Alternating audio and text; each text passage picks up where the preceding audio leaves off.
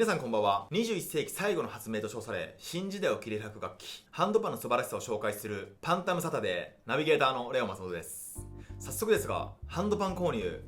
何も考えずに勢いで買ってしまうと、後悔する可能性非常に高いです。後悔先に立たず、本日は心から納得のいくハンドパンを買うためのスケール、そして素材選びの説明をしていきたいと思います。玄人の方も気になる窒化鉄やステインレスの違いについても説明していくので、本日も最後までお付き合いください。早速今回もハンドパン選びの全体構造から見ていってみましょう。ハンドパン選びから購入までは5ステップです。たくさんハンドパンを聞く、スケールを選ぶ、素材を選ぶ、メーカーを選ぶ、そして決断するです。そしてハンドパン選びで失敗しない唯一の方法があります。それはたくさんのハンドパンを聞き、最もフィーリングの合うものを選択することです。 Don't think and feel。 これはブルース・リーが残した最も有名な言葉の一つなんですけども、まさにその通りで、心で選んであげることがすごく大切なんですよね。これはもう極論フィーリングで選べば全てうまくいきます。というのもフィーリングが合う、そうすると楽しい、気持ちい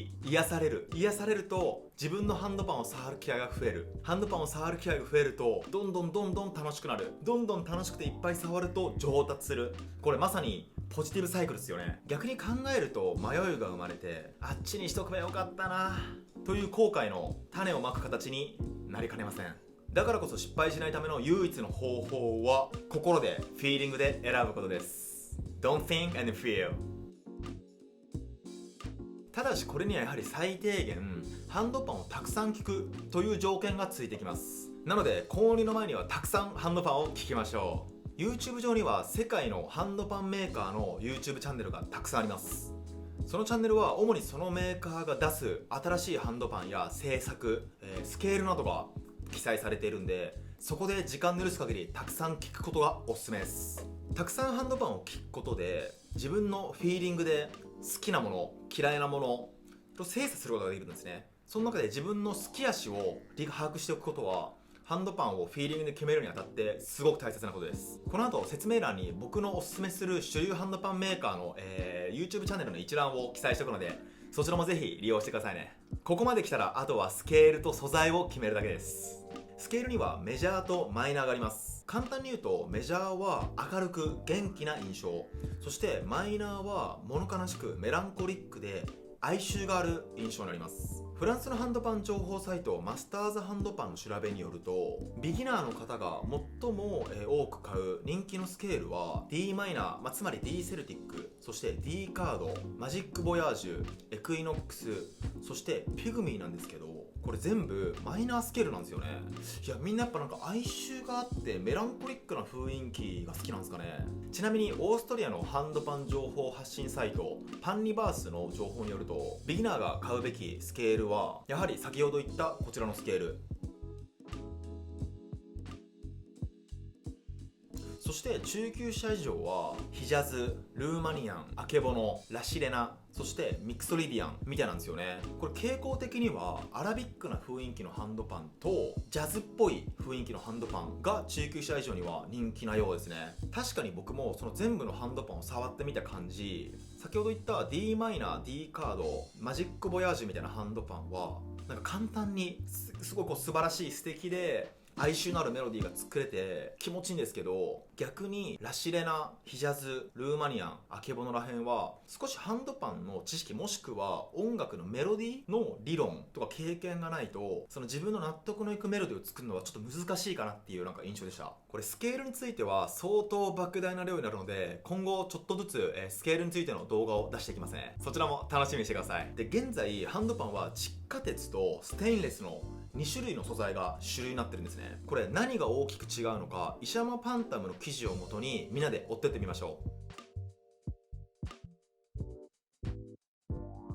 まず前提としてハンドパンの素材選びにはハンドパンの使用目的が何なのかが重要になります。これきっと人によっていろいろあると思うんですよ。ハンドパンのコンサートで使いたい、いつも外で叩きたい、家の中でゆっくり叩きたい、静かな場所でやりたい、ヒーリングに使いたい。きっと皆さんによって使い方の用途って違いますよね。で、この用途の局面から見ていくと、また自分には何の素材が合ってるかっていうのが分かりやすくなると思います。それを踏まえて窒化鉄のメリットはこんな感じです。まず音の印象はマットな雰囲気で引き締まった音。現在皆さんが主に YouTube で聞いたり見ているハンドパンのほとんどは窒化鉄でできています。でこれ僕も知らなかったんですが、窒化鉄の素材は高い周波数の音をきれいに出す素材に適してるらしくて、つまり外で叩くのにすごい最適みたいなんですね。つまりストリートパフォーマンスや外野外で叩く人は窒化鉄を選ぶといいんじゃないかなって思います。で確かに僕もヨーロッパとかでストリートパフォーマンスをして、生計を立ててる時があって、そういう時は遠くからでも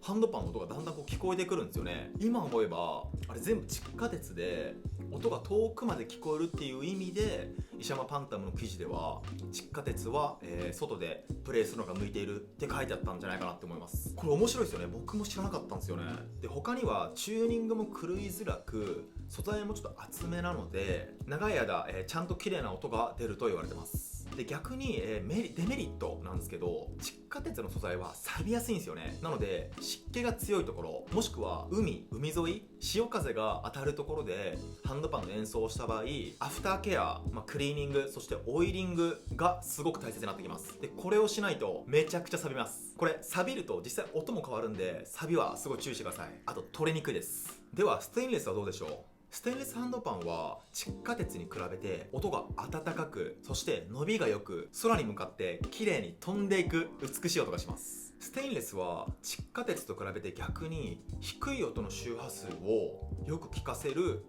のに向いている素材みたいで、室内や静かな場所で優しいタッチで叩くとそのステンレスの良さが発揮されると言われてます。これも面白いですよね。僕実際逆だと思ってたんですよ。ステンレスって結構音が大きい印象あったんですけど、確かにこの記事を読んでみた後には優しく叩いてもすごい繊細に綺麗に聞こえるんですよ。で逆に窒化鉄でちょっと強めに叩いた音量がステンレスでは普通に叩けば出るんで、これ言い換えると窒化鉄は繊細、そしてデリケートでさらに美しい音が広がる。なのでつまり室内や静かな場所で叩くと本領を発揮するっていう解釈なんだなって思います。さらにこれステンレスは錆びにくく、湿気の高い場所、そして海沿いなんかでプレイした後も少しちゃんとケアしてあげれば、錆びにくいです。ステンレスっていう素材自体が錆びにくい素材なんですよね。ですがデメリットもやっぱりあって、ステンレスは熱に弱く、太陽に直接当たってなくても素材がすごく熱くなるんですよ。でこれ太陽の直射日光で熱くなったスチール、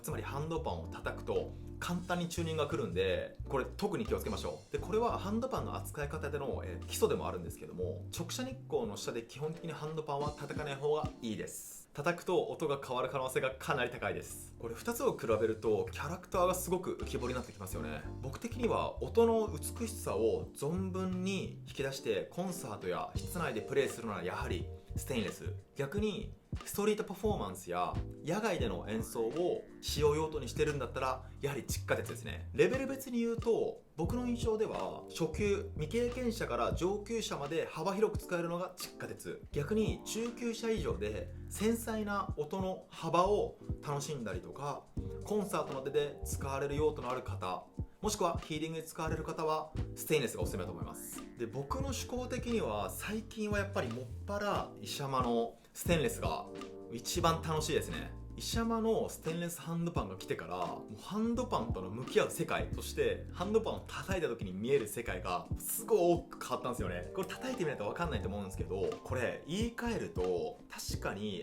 男女、彼氏彼女を選ぶ時にもスペックってみんな多分考えると思うんですよ。例えば顔がタイプとか、お金持ちとか、車がある、家がある、いろいろありますよね。けど結局はフィーリングで、選ばないと長くいてもだんだん分かれてくると思うんですよ。だから最初は顔がいいな、スペックが高いなと思って付き合ったけども、時間を経っていくうちにあれなんか一緒にいてもあんま楽しくないな、なんか話があんまり弾まないな、無言が多い、無言が耐えられないってなってくるとだんだん気持ち離れてきますよね。ハンドパンもこれにすごくやっぱ該当してて、結局はやっぱフィーリングで決めないと差はなくなっちゃうんですよ。なんで繰り返すと Don't think and feelということで、いろいろ話してきたんですけども、素材、そしてメーカー、スケール、なんとなくポイントを見ていってみると自分に、どういう用途があってどういう雰囲気が好きなのかってちょっとは分かったんじゃないでしょうか。あとは冒頭でも述べた通りにたくさんハンドパンの音を聞いて自分の好きそして嫌いをはっきり分別していくことで自分の指向性が分かって素敵なハンドパンを買うきっかけになると思います。という感じで、少しずつスケールのことも、動画をアップしていくので、引き続き楽しんでいってください。ということで、また来週。